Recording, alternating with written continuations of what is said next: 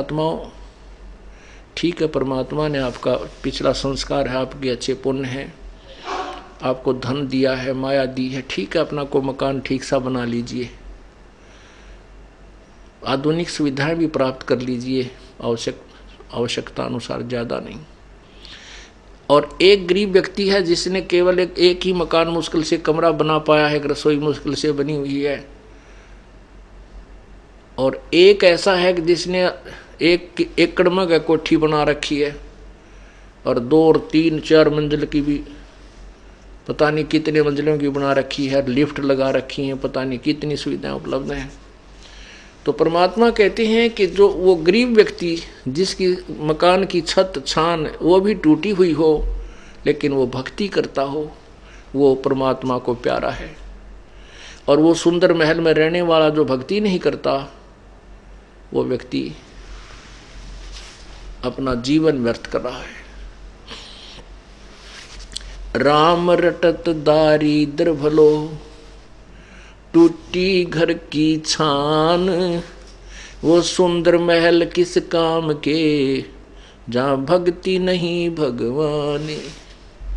उन घरों में ना जाने कब के बिजली गिर जाएगी। एक अखबारों में भी पढ़ी थी कि एक व्यक्ति के पास बहुत माया थी, ऐसी कोठी बना रखी थी उसने, ऐसे उसमें जीना चढ़ा रखा था इन पेड़ काड़ा कि उसमें लोडी ट्रक उसकी छत पर पहुंच जाता था। और फिर क्या हुआ, जब उसके अंत समय आया, किस दुर्गति से हुआ, उसी की पुत्री ने, जैसा कि समाचार पत्रों में सुना, उसी की पुत्री ने किसी आपसी संपत्ति की विवाद में वो पिता भी और सौतेली माँ भी और भाई भी, उसके बच्चे भी सारे काट डाले। उस व्यक्ति की कैसी दुर्गति हुई, जहाँ भगवान की भक्ति नहीं, ऐसे कहर टूट जाते हैं। और यदि वो प्रभु की शरण में होता, सद्बुद्धि देता भगवान, उसको भी सद्बुद्धि देता, अपनी बेटी को भी हिस्सा देता, ले बेटी तेरा भी तो भी मेरी तो संतान है, तो ऐसी व्यवस्था करा देता और मोक्ष देता। और भी बहुत से ऐसे प्रमाण हैं। बड़े बड़े जो सेठ थे, वो अपने ही हेलीकॉप्टर के अंदर क्रैश हो जाने से और वहाँ हार्ड खिंड गए। परमात्मा इन सब बातों को याद दिलाते हैं। ये नहीं कि हम ना मरेंगे या आप नहीं मरोगे, मरना सभी ने है, लेकिन जो भक्ति करके नहीं करता वो खाली जाता है सच्चे दरबार में, फिर उसका काला मुंह किया जाता है और 83 लाख योनियों में ठोक दिया जाता है। फिर परमात्मा हमें याद दिलाते हैं, राम रटत कन्या भली, साकट भलो न पूत, जैसे छेरी के गल में गलथना, जिसमें दूध न मूते। परमात्मा, जैसे हमारे समाज में एक विशेष पहले से कुछ ऐसी धारणा बनी हुई है कि हम पुत्र को महत्व ज़्यादा देते हैं और बेटियों को कम देते थे। अब तो बहुत परिवर्तन हो चुका है। वर्तमान में तो ऐसा विशेष नहीं रहा है, फिर भी जो भोले भाले हैं वो एकाधा वैसे किसी उलझन में उलझा हुआ नहीं, पहले बहुत ज़्यादा था ऐसा। तो उस समय परमात्मा कह रहे हैं कि भाई राम रटत कन्या भली, बेटी बहुत अच्छी हमें, वो बेटी अच्छी है जो भक्ति करती है, और वो साकट पुत्र, वो पुत्र भी जो साकट हो, वो हमें कति आवश्यकता नहीं। साकट एक तो नास्तिक होता है, नास्तिक वो होता है स्वयं भक्ति नहीं करता पर और किसी को बाधा नहीं करता।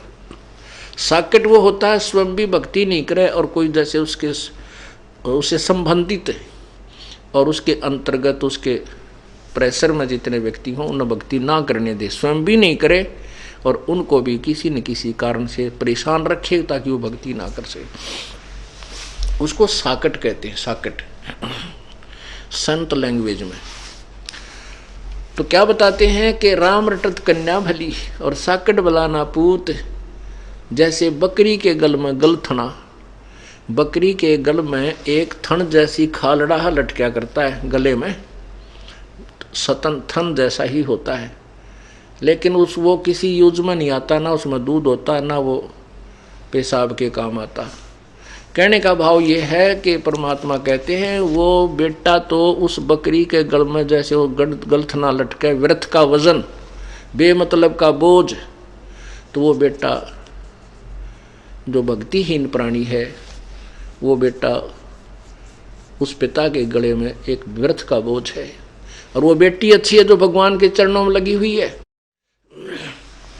अब जो बेटी भगवान के चरणों में लगी है और परमात्मा की भक्ति कर रही है, उसका विवाह होगा, उसका जीवन सफर होगा, प्रारंभ होगा। परमात्मा अपनी बेटी के लिए आगे से आगे उसके दुखों का निवारण करेगा और माता पिता चैन से अपनी भक्ति कर लेंगे। तो कहते हैं वो माता पिता के लिए बोझ नहीं बनेगी वो बेटी जो भक्ति करती है, और जो साकट बेटा भक्ति नहीं करता वो तो एक सिर दर्द है, वो वजन है जैसे बकरी के गल में गलथना जिसमें दूध न मूत, अर्थात यूजलेस। परमात्मा कहते हैं बेटा जाया खुशी हुई बहुत बजाए थाल, ये तो आना जाना लगा हुआ है ज्यों कीड़ी का नाल। अब जैसे राजा लोगों के यहाँ, पैसे वालों के यहाँ पुत्र उत्पन्न होता था तो खुशी मनाते थे बाजे बैंड बजा के, और गरीब व्यक्ति ने पुत्र होने की खुशी मनाने का तरीका ढूंढ रखा कि थाली बजाया करते थे, ये थाल पीटा करते। तो जहाँ भी कहीं आसपास थाली की बजने की आवाज़ आती तो आसपास गौहंड के व्यक्ति समझ जाया करते कि उनके घर में बच्चा होने वाला था, तो उनको लड़का उत्पन्न हुआ है। ये थाली बजाना लड़का उत्पन्न होने की पहचान होती थी।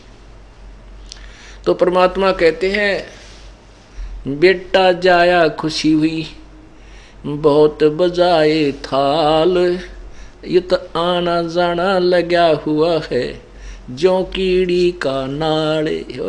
1 लाख जा रहे हैं, 1.25 लाख जन्म लेने के लिए आ रहे हैं, 1 लाख मर के जा रहे हैं, 1.25 लाख जन्म उत्पत्ति के लिए भागे आ रहे हैं, अलग अलग माताओं के गर्भ में प्रवेश कर रहे हैं। अब परमात्मा याद दिलाते हैं झूठे सुख को सुख कहे मान रहा मन मोदे, ये सकल चबीना काल का कुछ मुख में कुछ गोदे।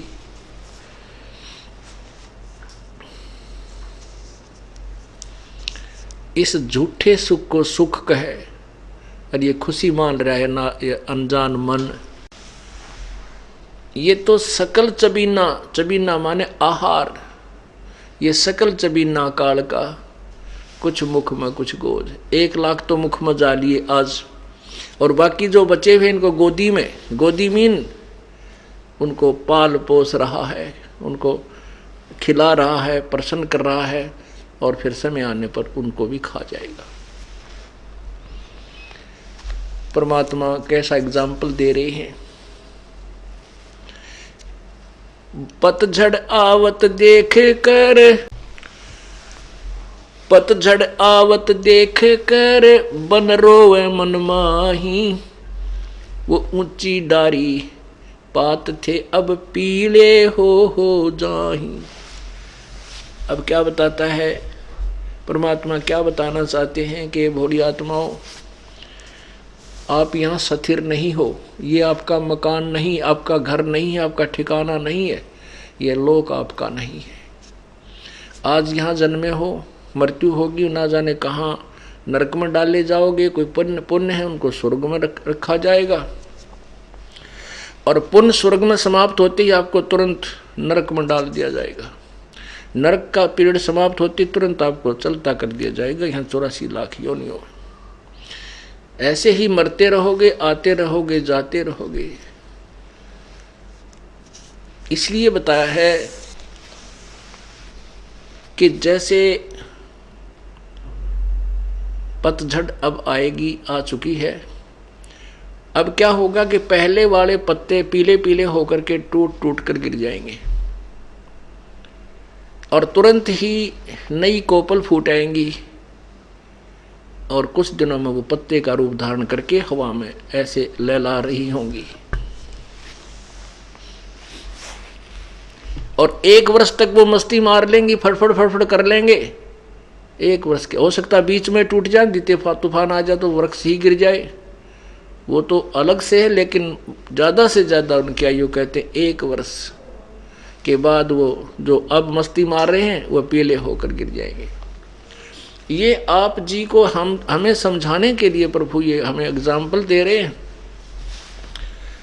क्या बताते हैं? साथी हमारे चले गए, साथी हमारे चले गए, हम भी चलनहार, कोई कागज में बाकी रह रही, तात लगी है वार। परमात्मा हमें बताते हैं कि आपके जो पहले कोई मित्र, रिश्तेदार, भाई बहन या माता पिता, दादा दादी आपके साथ रहा करते, वो चले गए। अब आप भी चलने वाले हो। परमात्मा कह रहे हैं कोई कागज में बाकी रह रही, वो समय ना आया है जिस दिन वो बटन स्विच ऑफ करेगा तेरे जीवन का काल। वो कागज में बाकी रह रही है, कोई समय शेष रह रहा है तेरा। जिस दिन वो आएगा तो भी सारे काम को, चाहे आप बस में हो, विदेश गए हो, किसी भी कारण से आपको वहीं का वहीं, आपका एक श्वास भी एक्स्ट्रा आपको नहीं मिल पाएगा।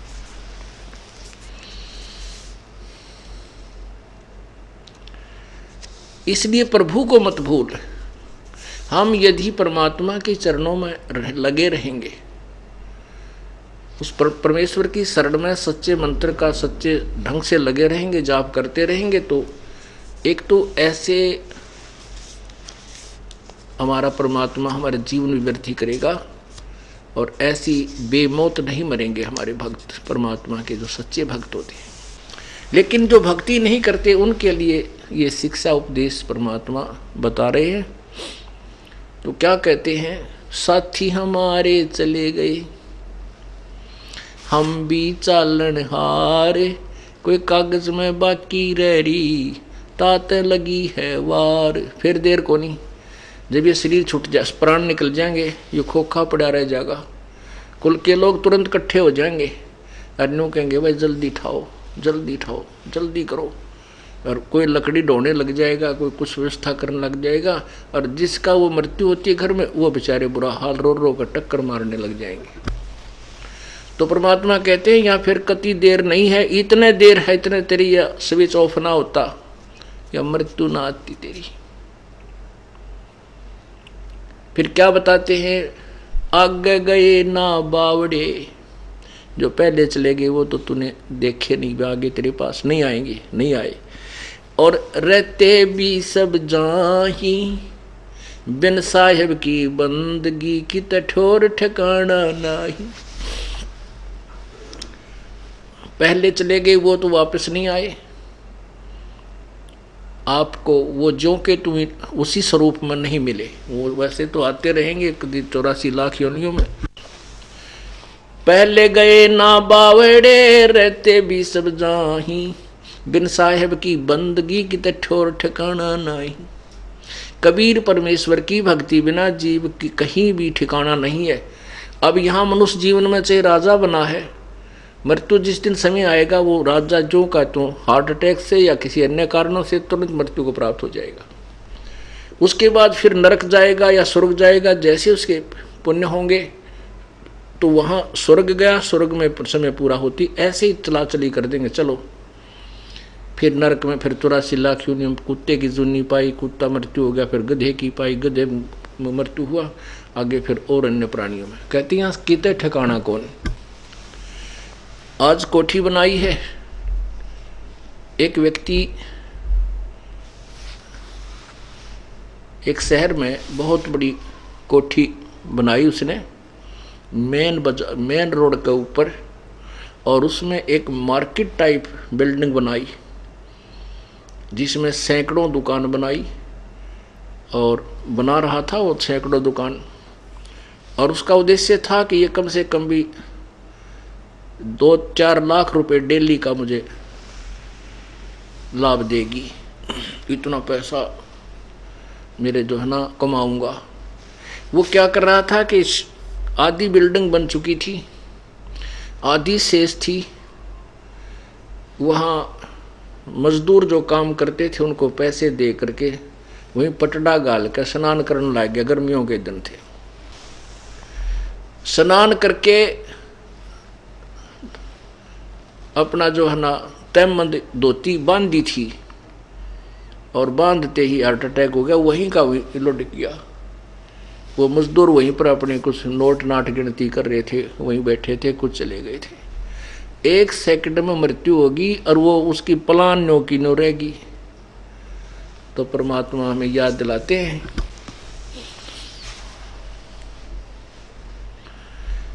भाई आगे गए ना बावड़े, आगे गए ना बावड़े रहते भी सब जान, और बिन साहेब की बंदगी कहीं ठोर ठिकाना ना, कितने ठिकाना नहीं तेरा उस परम पिता परमेश्वर कबीर जी की भक्ति बिना।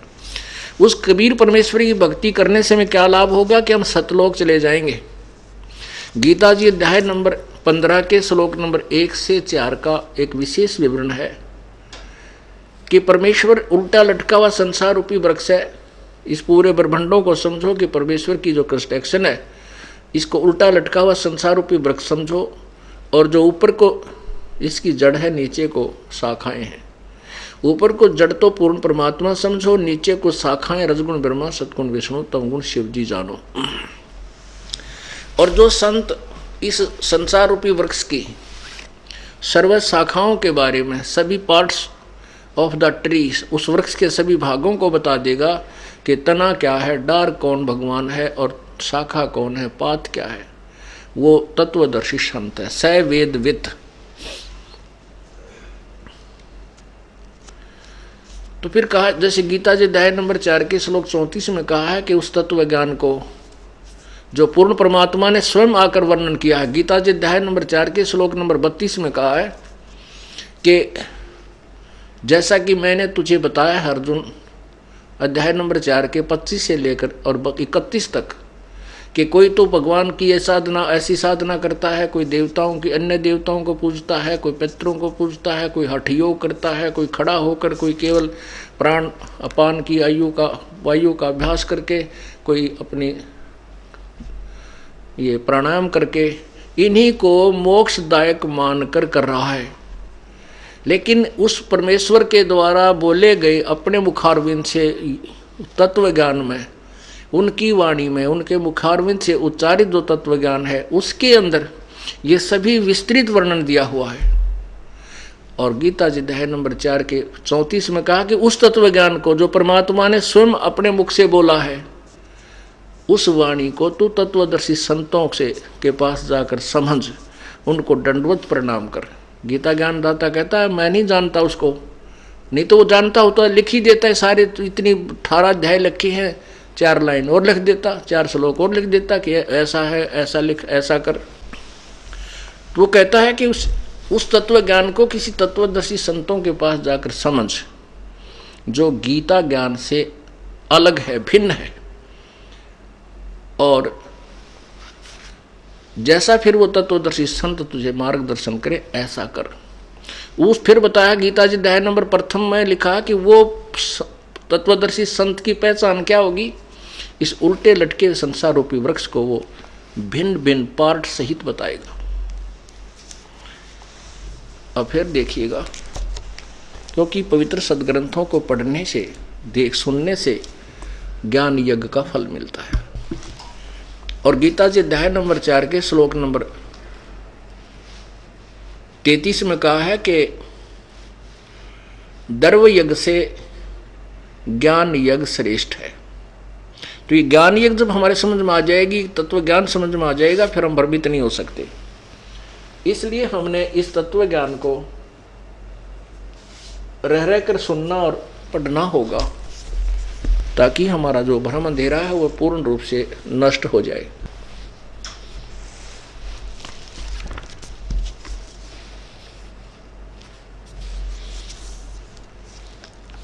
ये देखिएगा पवित्र गीता जी,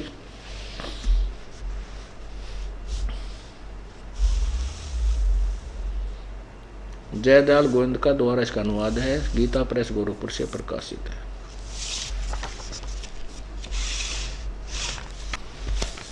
अध्याय नंबर 4 और श्लोक नंबर यहाँ 25 से प्रारंभ करते हैं। अब क्या बता रहा गीता ज्ञानदाता कि दूसरे योगी जन यानी साधक देवताओं की पूजन रूप यज्ञ का भली भांति अनुष्ठान किया करते हैं। अब यज्ञ माने देवताओं की, यज्ञ का माने पूजा का, यज्ञ माने पूजा, धार्मिक अनुष्ठान। कुछ तो देवताओं की पूजा क्या करते हैं, अन्य योगी जन ब्रह्मग्नौ परब्रह्म परमात्मा रूप अग्नि में, ब्रह्मग्नौ का अर्थ होता है परमात्मा के वियोग रूपी अग्नि में, इसका अर्थ ही होता है यज्ञ के द्वारा, यानी विरह को ही ज्ञान भक्ति मानते, आत्म रूप यज्ञ का हवन किया करते हैं। और 26 में कहा है कि अन्य योगीजन श्रोत्र आदि समस्त इंद्रियों को संयम रूप अग्नि में हवन किया करते हैं, दूसरे शब्द आदि समस्त विषयों को इंद्रिय रूप अग्नि में हवन किया करते हैं। अब ये क्या बताया जा रहा है, गीता ज्ञानदाता कह रहा है कि कोई तो अन्य देवताओं की पूजा करते हैं, कोई केवल एक वियोग वैराग में गाते बजाते, या जैसे आपने पढ़ा होगा, कभी सुनाते हैं हम कई बार, कि जैसे ऋषभ देव जी को इतना वैराग हो गया, वो उस वैराग में जंगल में घूम रहा था, इतना उस विरह अग्नि में, परमात्मा के पाने की विरह अग्नि में। तो कहते हैं उस वन में आग लग गई, बांसों के आपस में रगड़ा खाने से दावा न लग जाती है, वो पूरा जंगल जल गया और ऋषभ देव जी भी जल के नष्ट हो गए।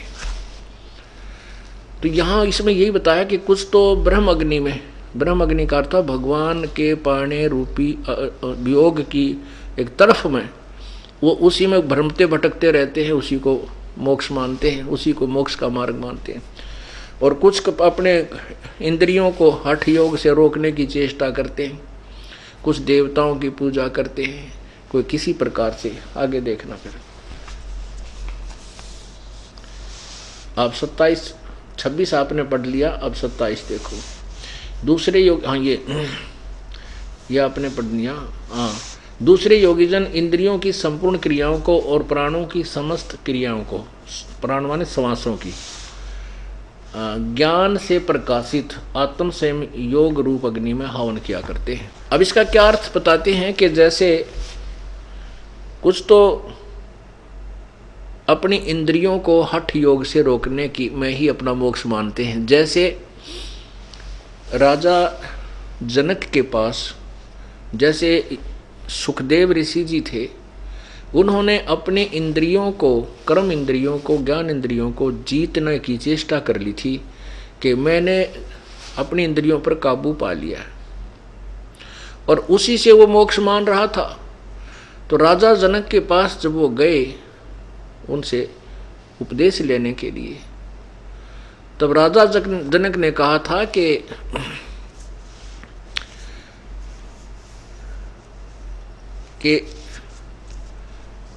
जनक के पुता ना, उसके व्यास के पुत्र, आपने इन इंद्रियों को रोक तो लिया, लेकिन अस्थायी तौर से, ये ना तो किसी की रुकी आज तक। कहते हैं ऐसा योग कमाया पूता, क्या हुआ जो इंद्री धूता। इंद्री कर्म लगाओ किसके, जैसे जिह्वा लेप नहीं मधुरस के। और फिर परमात्मा ने, कबीर परमेश्वर ने बताया है, कहते हैं शब्द सप्रस रूप रसगंध, ये 5 प्रकार के विकार होते हैं जिनसे ये प्राणी, जिनके कारण ये प्राणी अपने जीवन को बर्बाद कर देता है। शब्द का अर्थ होता है जैसे कानों का रस लेना, मीठी मीठी आवाज़, जैसे गाने बजाने इन पर आदमी इतना प्रभावित हो जाता है, बस की बात नहीं रहती। तो कहते हैं कुरंग, एक मृग को कुरंग कहते हैं, उसमें विषय का विकार, उसके अंदर कान के से शब्द सुनने के विकार होता है। वो इतना विवश होता है कि शिकारी लोग उनको पकड़ने के लिए एक ऐसी धुन तैयार करते हैं सारंगीत है, वो इतना प्रभावित हो जाता उन कानों के शब्द के कारण कि उस शिकारी के सामने आकर के ऐसे गर्दन रखकर आनंद लेने लग जाता है। और वो उसकी टीटवी पकड़ लेता है धर के सरंगी ने और बांध देता है उसको रस्से तक, और फिर उसका मांस न्यारा बेचे, चाम न्यारा बेचे। और सप्रस जो है उसने, कुरंग ने अपने एक विकार के कारण, एक इंद्री के कारण, कान इंद्री के कारण अपना जीवन बर्बाद कर दिया, न्यौछावर कर दिया, खत्म कर दिया। और फिर सप्रस, ये संतान उत्पत्ति की जो प्रेरणा है, इसको सप्रस कहते हैं। हाथी पकड़ने वाले क्या करते हैं, एक हथनी को ट्रेंड कर लेते हैं और एक गड्ढा खोद लेते हैं लंबा चौड़ा, उसके ऊपर एक लकड़ों की छत दे करके उसके ऊपर मिट्टी डाल करके लंबी चौड़ी, और उसके ऊपर फिर छोटा छोटा घास नया बिल्कुल ताज़ा उसमें ऐसे लगा देते हैं, जैसे ऐसा लगता है कि ये बिल्कुल घास उगा हुआ है। उस हथनी को भेज देते हैं उन हाथियों के झुंड में, वो ट्रेंड होती है और वो जाकर के उन हाथियों को सप्रस करती है, उनको प्रेरणा करती है, उनके अंदर रजोगुण उत्पन्न कर देती है। और फिर वो उसके साथ भागने की चेष्टा कर, जब वो कोशिश करते हैं तो वह भाग लेती है, पीछे पीछे हाथी उसके पीछे पीछे 4, 5, 6 का झुंड लग लेता है। वो ट्रेंड होती है, सीधी भागी आती है। वो जो हाथी पकड़ने वाले वृक्षों की ओट में खड़े हो जाते हैं, आड़ में। वो हथनी एक बार तो सीधी भागी आती है, हाथी उसके पीछे पीछे भाग रहे होते हैं, वो एकदम साइड काट के और फिर ऐसे ऐसे घूमकर न्यू भाग लेती है, ऐसे फिर सीधी भाग लेती है। हाथी फिर सीधे ही भागे आ जाते हैं, वो अंधे हो जाते हैं, नहीं देखते आगे क्या है, नहीं तो हाथी सूंघ सूंघ के कदम रखता है, तो एकदम वो उन गड्ढे में आकर गिर जाते हैं जो वो लकड़ी से छत दे रखी थी, और वहाँ रो चंगाड़ मारा, बुरा हाल करे। फिर उसके अंदर उसको हाथी पकड़ने वाले फिर ऊपर से उनका भाले ठोक के खूब उनको नचा के कुदा के भूखे रख के, जो वो कति ऐसे हो जाते हैं तब उनको पकड़ के बाहर और नगर नगर गांव गांव में उनकी दुर्गति करते हैं, उनसे फिर भीख मांगते हैं उनके ऊपर बैठ के। एक सप्रस के कारण, एक रजोगुण के कारण, सप्रस जो एक इंद्री का रस के कारण, उसने प्रजनन इंद्री के कारण के रस उसके कारण उसने अपना जीवन खो दिया। रूप, ये जो पतंग होते हैं, छोटे छोटे जो पतंगे, छोटे छोटे जीव होते हैं, ये दीपक के ऊपर या हाइलोजन जल रही है उसके ऊपर ऐसे भागकर चिपक जाते हैं, उनके बस की बात नहीं, वो रूप के ऊपर आसक्त होते हैं और उससे वो जल करके नष्ट हो जाते हैं। रस, जीव के स्वाद, जिह्वा इंद्री के कारण एक मछली जो अपना जीवन बर्बाद कर देती है, क्योंकि मछली पकड़ने वाले एक कांटे में लोहे के घुंडी वाला तार होता है, उसके अंदर एक मांस का टुकड़ा फंसा के और एक धागे से वो कुंडा बांध कर कांटा और जल में डाल देते हैं, और वो मछली भाग कर उसको पकड़ लेती है। पकड़ते ही वो कांटा उसके हलक में गड़ गया, अंदर जो है ना उसके मुख के अंदर फंस जाता है, और वो झटका देते हैं और ज़्यादा गड़ जाता है, बाहर पटक मारे, और वो मछली ने उस एक अपने जिह्वा स्वाद के लिए इंद्री के कारण अपना जीवन खो दिया। सुगंध, गंध, भंवरा एक होता है, भंवरा एक आपने देखा होगा, काला सा बूंद सा उड़ता हुआ चला करे, उस भंवरे के अंदर नाक इंद्री जो है, नासा इंद्री, ये प्रभावित होती है। इसके कारण वो फूल पर बैठ जाता, सुगंध लेने में इतना मस्त हो जाता है, रात्रि में फूल बंद हो जाता है और उसी में अपना जान बर्बाद, वो मर जाता है, लेकिन उठ नहीं सकता। तो यहाँ परमात्मा ये बताना चाहते हैं, कुछ तो दूसरे योगीजन संपूर्ण इंद्रियों की क्रियाओं को, प्राणों की समस्त क्रियाओं को ज्ञान से प्रकाशित आत्म संयम रूप अग्नि में हवन किया करते हैं। कहते हम बहुत अपने आप को साध लिया है, अपनी इंद्रियां रोक ली हैं। परमात्मा कहते हैं कहन सुन की करते बाता कोई ना देखा अमृत खाता। कहते हैं परमात्मा कहते हैं कि कुरंग मतंग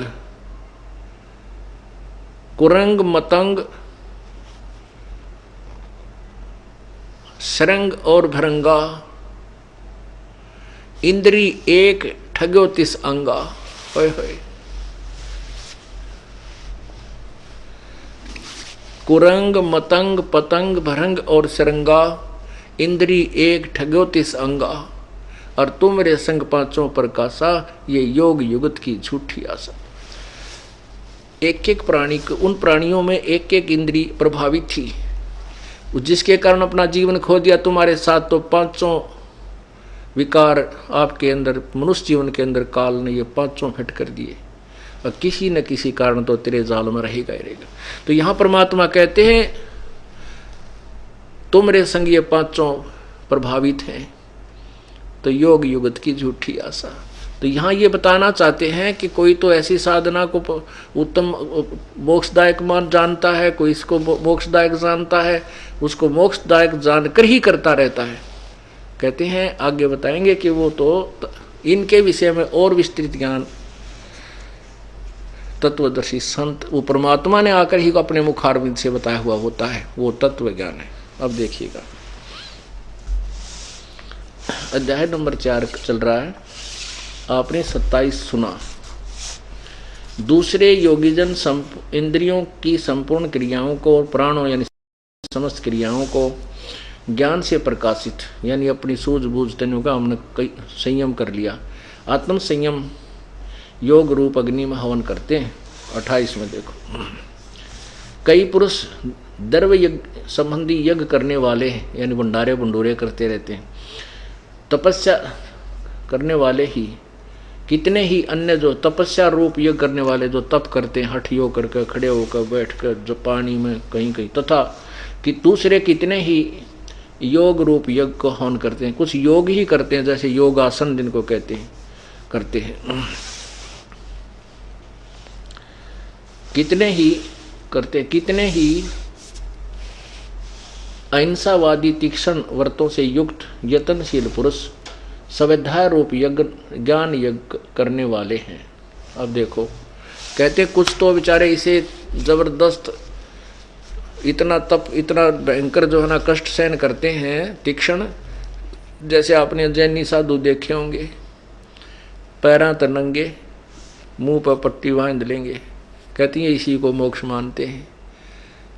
कहते नावा भी कोई ना कदे, कुछ ऐसे हैं जैनियों में कि स्नान भी नहीं करना है, स्नान करने तो जीव मर जाएंगे। अरे तेरा बोला पैदल चालो फिर कितना मार दो तुम, मतलब अब बिना ज्ञान के, बगैर तत्व ज्ञान के ऐसे कहते हैं। सभी अपनी अपनी साधनाएं ऐसी ऐसी कर रहे हैं। कुछ स्वाध्याय, जैसे किसी ने बता रखा गीता जी का एक पाठ डेली कर लिया करो, एक अध्याय, ओहो बेड़ा पार हो जाए। कहते इस स्वाध्याय से ही कोई मोक्ष मानते हैं? नहीं।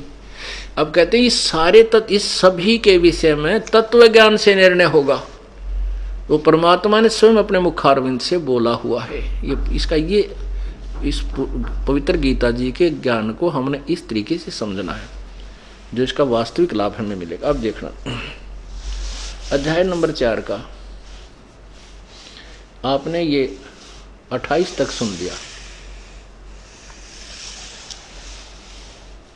अब 29, 30, दूसरे कितने ही योगीजन अपान वायु में प्राण वायु को हवन करते हैं, वैसे ही अन्य योगीजन प्राण वायु में अपान वायु को हवन करते हैं। अन्य कितने ही नियमित आहार, यानी कुछ कम आहार करने वाले प्राणायाम प्रायण पुरुष प्राण और अपान की गति को रोककर प्राणों को प्राणों में ही हवन किया करते हैं। ये सभी साधक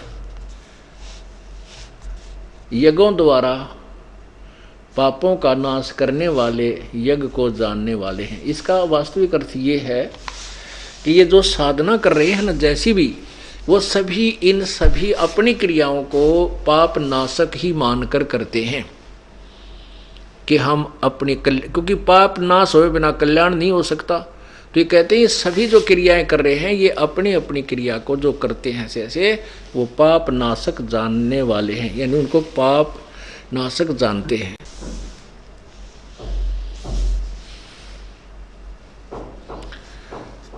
अब आपने 29-30 में क्या पढ़ा कि कुछ तो योगी जन अपान वायु में प्राण वायु को हवन करते हैं। कुछ आपने देखा होगा योग अभ्यास यानी प्राणायाम अभ्यास से श्वास को इतना सूक्ष्म कर लेते हैं और उसी से कहते हैं हम मोक्ष हो जाता है। काफी समय तक प्राण रोकने का अभ्यास कर लेते हैं और कहते हैं बस इसी से ये मोक्ष हमारा तप बन रहा है, साधना बन रही है। कहते हैं नहीं, परमात्मा कहते ऐसा नहीं। कुछ योग करते हैं, योग माने अभ्यास, योग अभ्यास करते हैं, उसी से अपना कल्याण मानते हैं और कितने ही नियमित आहार करके और कुछ प्राण अपान की वायु को गति को रोक कर यानी जो अपना सांस रोक लेते हैं।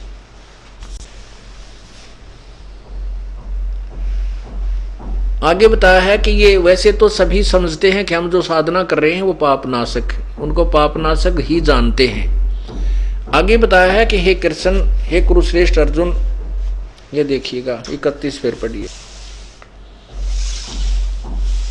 हे कुरुश्रेष्ठ अर्जुन, यज्ञ से बचे हुए अमृत का अनुभव करने वाले योगीजन सनातन ब्रह्म सनातन ब्रह्म परमात्मा को प्राप्त होते हैं। यज्ञ से बचे हुए अमृत का अनुभव करने वाले, यज्ञ करने वाले पुरुषों के लिए तो यह मनुष्य लोक भी सुखदायक नहीं है, तो फिर परलोक कैसे हो सकता है, सुखदायक हो सकता है।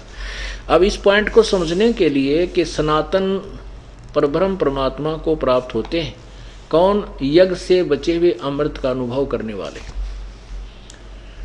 अब पुण्यात्मा, गीता जी अध्याय नंबर 3 के श्लोक नंबर 10 से लेकर के 15 तक विवरण दिया है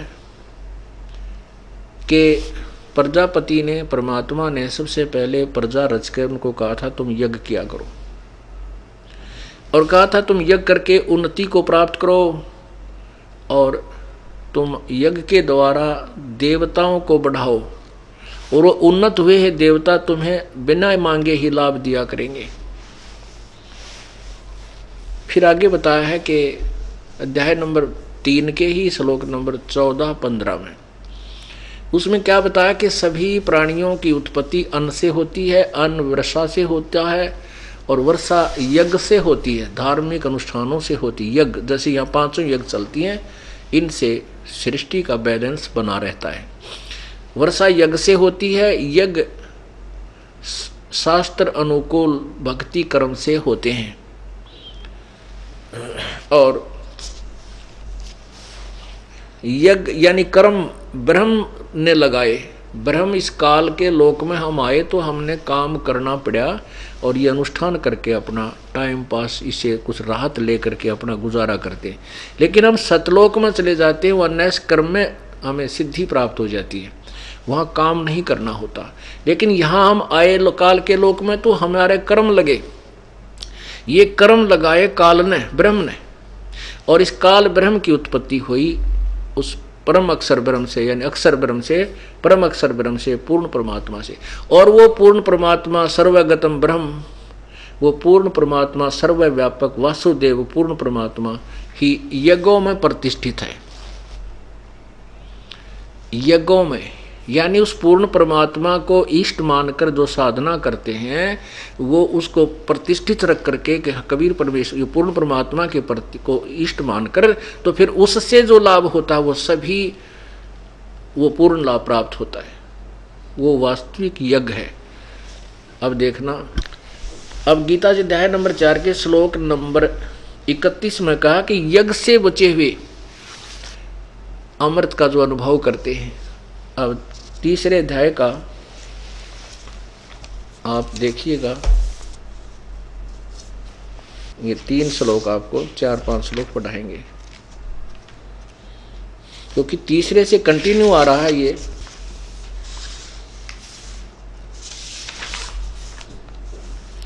देखिए अध्याय नंबर 3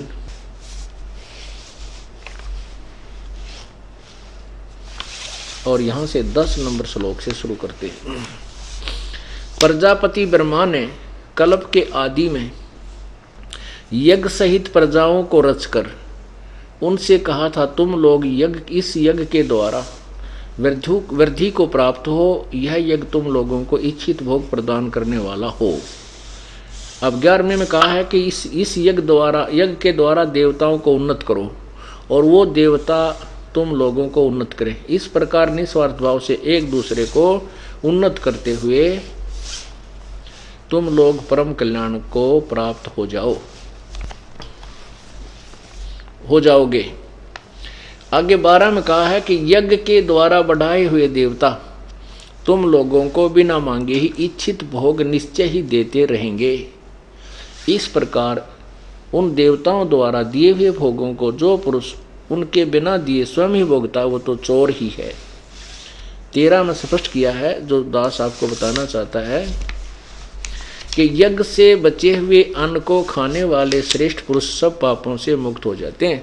जो पापी लोग अपने शरीर पोषण करने के लिए ही अन्न पकाते हैं वे तो पाप को ही खाते हैं। अब देखो 14 और 15 में स्पष्ट किया है कि संपूर्ण प्राणी अन्न से उत्पन्न होते हैं। अन्न की उत्पत्ति वृष्टि से होती है, यानी वर्षा से, वृष्टि यज्ञ से होती है और यज्ञ विहित कर्मों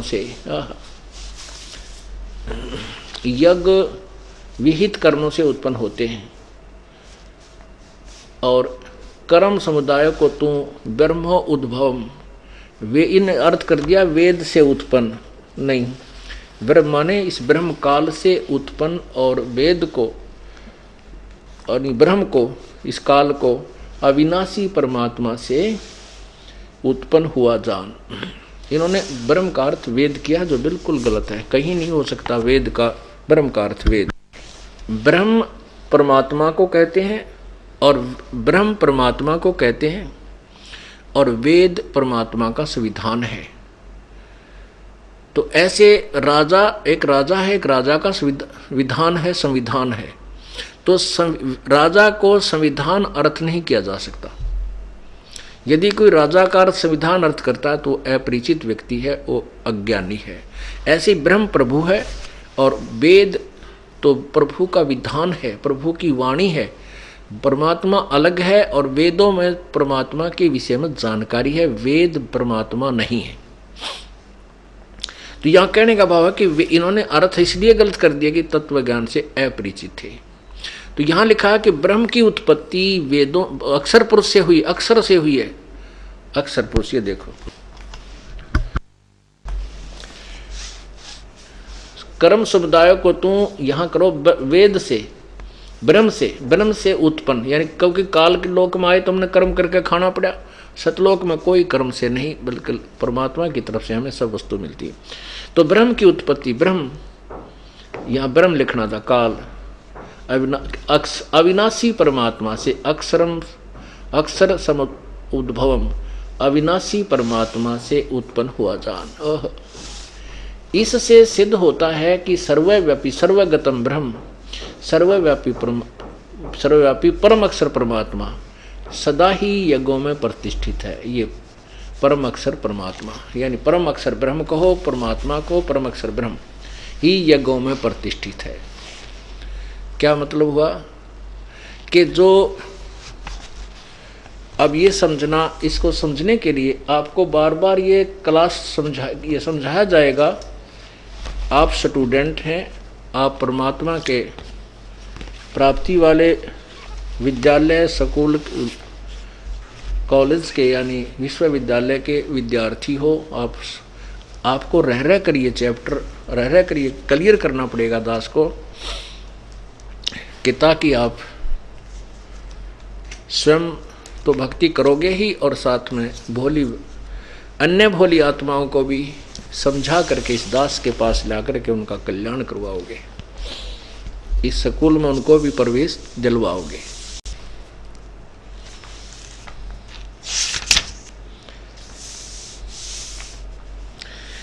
अब जैसे आपने गीता जी अध्याय नंबर 3 का श्लोक 10 पढ़ा, उसमें कहा कि प्रजापति ब्रह्मा ने, वैसे तो प्रजापति का अर्थ कुछ और होता है, ये प्रजापति ब्रह्मा को मानते हैं, हम इसको ज़्यादा पछड़े ना पड़ के अपने उस उद्देश्य को सिद्ध करते हैं।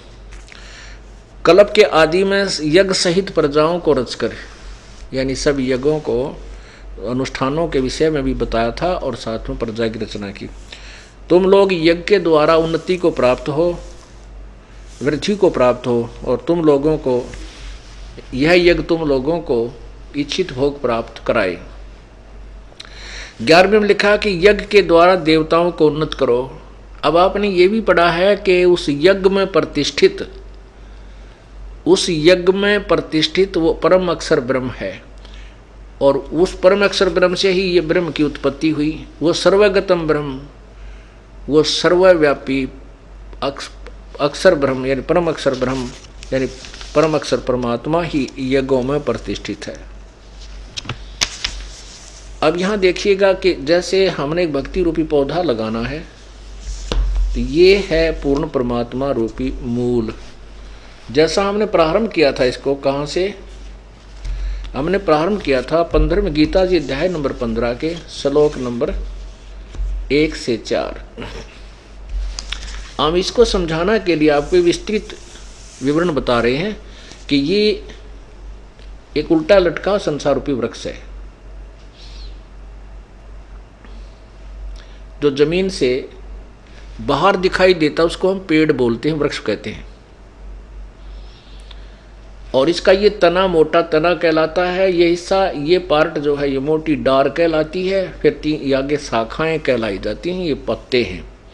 तो इसमें बताया गीता जी अध्याय नंबर 1 में कहा कि ऊर्ध्व मूलम अधः शाखम, ऊपर को मूल वाला और नीचे को शाखाओं वाला।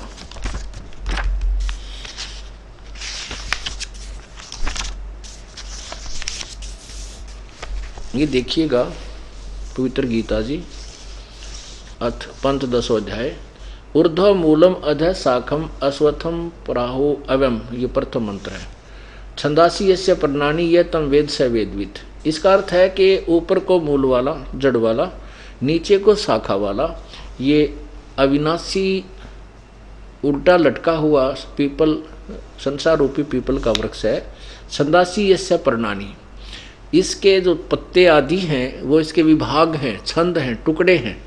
और ये तम वेद, जो इन सब संसार रूपी वृक्ष के सभी पार्ट्स को जानता है, तम यह जो तम माने उसको वेद माने जानता, स वेदवित, वह वेद के तात्पर्य को जानने वाला था, तो वो तत्वदर्शी संत है। यहाँ देखो, आदि पुरुष परमेश्वर रूप मूल वाले, यानी जड़ तो समझो पूर्ण परमात्मा है, और अधः नीचे को इन ब्रह्मा रूप मुख, ये मुख गलत लिखा है, यहाँ देखना, इन्हीं के द्वारा अधः का अर्थ दूसरे श्लोक में अधः माने नीचे, अधः माने नीचे, ये दूसरे श्लोक में इन्होंने अधः का अर्थ नीचे किया है। तो हम यहाँ इसको अधः माने नीचे को, और ये यथार्थ है, अधः माने नीचे को, शाखा माने शाखा वाले। और संसार रूपी पीपल के वृक्ष को अविनाशी कहते हैं, वेद जिसके पत्ते कहे हैं, नहीं, ये इन्होंने गलत कहा है। इसका अर्थ सीधा बनता है कि जिसके पत्ते आदि जो पार्ट्स हैं वो छंद विभाग हैं, यह तम वेद। ये देखो संस्कृत मूल देखिए, छंदासी यस्य प्रणानी ये तम वेद, इन्होंने बीच में घुसेड़ दिया वेद को, नहीं, उसके पार्ट्स हैं, उसके पत्ते आदि, उसके छंद विभाग हैं, ये तम वेद, जो उसको जानता है। वेद माने जानना होता है। ये स वेदवित, वह वेद के तात्पर्य को जानने वाला है, वो तत्व ज्ञान से परिचित है। इसका ये अर्थ बनता है। पीपल रूपी वृक्ष को अविनाशी कहते हैं, जिसके वेद पत्ते कहे गए हैं। जो उस संसार रूपी वृक्ष को जो पुरुष मूल सही तत्व से जानता है, स वेदवित, वह वेद के तात्पर्य को जानने वाला, अर्थात वो तत्वदर्शी संत होगा जो इस उल्टे लटके संसार रूपी वृक्ष के पार्ट्स ऑफ ट्री के जो पूर्ण विवरण दे देगा, स वेदवित, वह तत्वदर्शी संत है।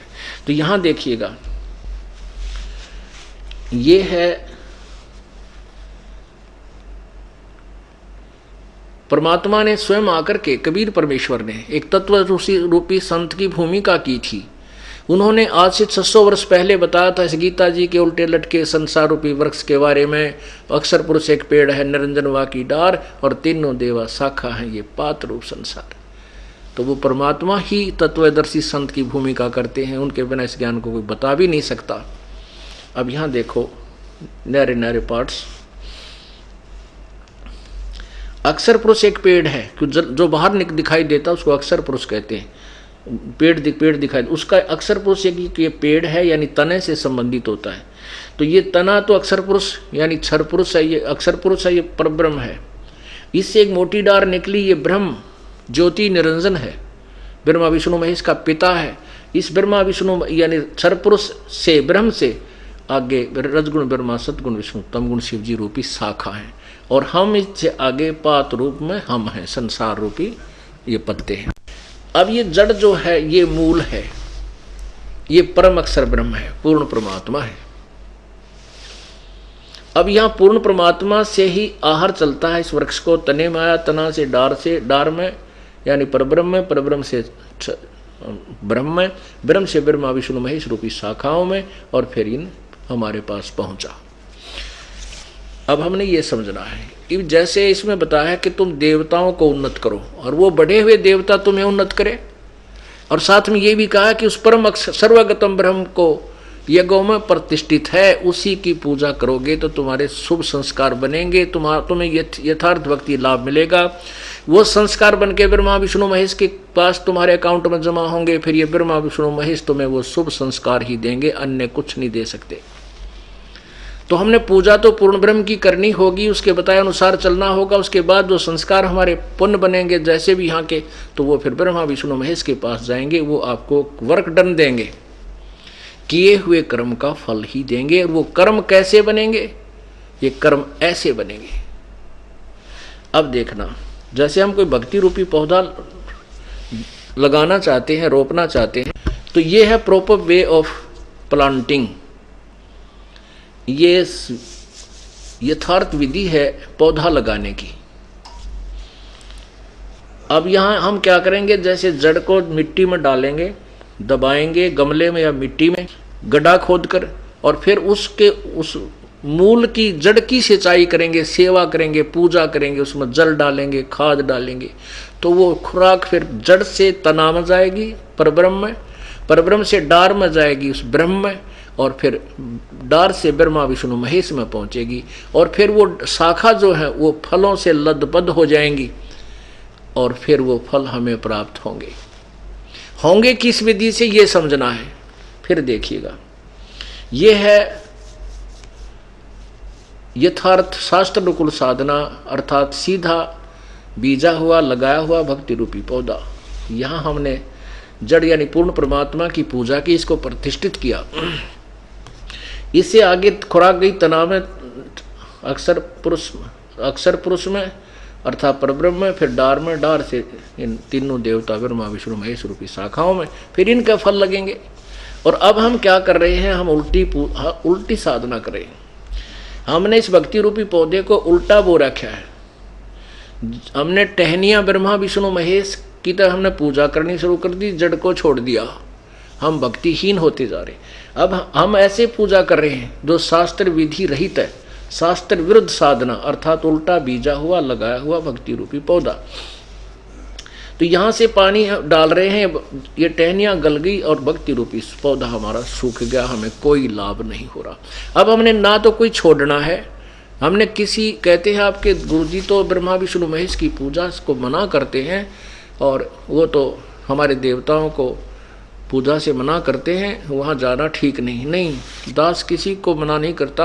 हमारे ज्ञान को ना समझ कर जो भ्रमित लोग, भ्रमित करने वाले, जो अपनी दुकानें बचाने वाले, जो धर्म की आड़ में शोषण कर रहे हैं जनता का, वो लोग भ्रमित करते रहते। दास नहीं कहता कुछ छोड़ने को, इस पौधे को सीधा करने को कहता ताकि आपको सर्व लाभ मिले। अब आप ऐसे पूजा करें, अन्य देवताओं की पूजा करते हो, और दास कहता है कि ऐसे करो बस। तो ब्रह्मा विष्णु महेश को हम कहाँ छोड़ेंगे, क्योंकि फल तो इन्होंने देना हमारे को। इन टहनियों को तोड़ने को कोई कहेगा वो मूर्ख है, उसको कोई ज्ञान नहीं। ब्रह्मा विष्णु महेश को छोड़ने की कोई कहे तो नालायक व्यक्ति है। नहीं, हम कहते हैं भक्ति रूपी पौधा सीधा करो और फिर फल यहाँ लगेंगे। जब ये पेड़ होगा तो यज्ञों में प्रतिष्ठित पूर्ण परमात्मा है। अब यज्ञ से बचे हुए अन्न को, अब जैसे हमें परमात्मा ने पूर्व संस्कारवश जो धन दिया है उसमें से हम दान पुण्य नहीं करते, हम चोर हैं उस मालिक के।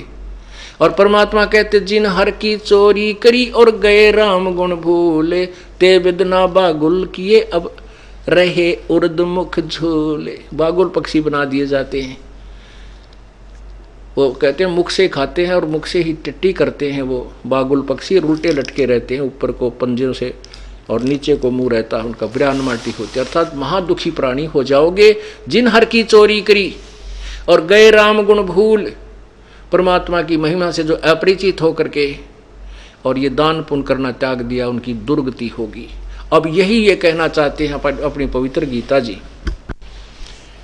कि जो व्यक्ति पर जो उन देवताओं के द्वारा दिए हुए, बड़े हुए देवता जो तुम्हें धन देते हैं, अर्थात जो तुम्हारे यथार्थ भक्ति मार्ग से जो तुम्हें धन मिला और उसमें से तुम आगे दान नहीं करते हो, तो तुम कहते हैं वो चोर हैं। और केवल अपने उदर पोषण के लिए नाना प्रकार के पकवान बनाकर खाता है, दान धर्म नहीं करता है, कहता वो पाप को ही खाता है। अब यज्ञ से बचे हुए, यज्ञ से बचे हुए अन्न को खाने वाले, यज्ञ से, यज्ञ कौन सा है? धार्मिक यथार्थ शास्त्र अनुकूल साधना को हम यज्ञ कहते हैं, यानी यथार्थ अनुष्ठान कहते हैं। उस यज्ञ से बचे हुए अन्न को खाने वाले, अब देखिए यज्ञ से, अध्याय नंबर 3 के श्लोक नंबर 13 में, यज्ञ से बचे हुए अन्न को खाने वाले श्रेष्ठ पुरुष सब पापों से मुक्त हो जाते हैं। जो पापी लोग अपना शरीर पोषण करने के लिए अन्न पकाते हैं वे तो पाप को ही खाते हैं। अब 14-15 में स्पष्ट किया है कि संपूर्ण प्राणी ये अन्न से उत्पन्न होते हैं। अन्न की उत्पत्ति वर्षा से, वर्षा यज्ञ से होती है, और यज्ञ शुभ कर्मों से, शास्त्रानुकूल कर्मों से होने वाले हैं। और कर्म तो काल ब्रह्म के द्वारा उत्पन्न किए जान, और ब्रह्म काल की उत्पत्ति अविनाशी परमात्मा से उत्पन्न हुआ जान। और इससे सिद्ध होता है कि वह सर्वगतम ब्रह्म, सर्वव्यापी परमेश्वर, परम अक्षर परमात्मा सदा ही यज्ञों में प्रतिष्ठित है। अब यहाँ से प्रसंग उठा था, वहाँ गीता जी अध्याय नंबर 4 के श्लोक नंबर 31 में कहा कि यज्ञ से बचे हुए अन्न को खाने वाले श्रेष्ठ पुरुष पापों से बच जाते हैं। क्योंकि जो साधना शास्त्र अनुकूल नहीं कर रहे वो तो पाप कर रहे हैं, साधना करते तो भी पाप कर रहे हैं, और जो शास्त्र अनुकूल साधना करते हैं वही पापों से, उन होने वाले शास्त्र विरुद्ध साधना से होने वाले पापों से वही बचते हैं जो यथा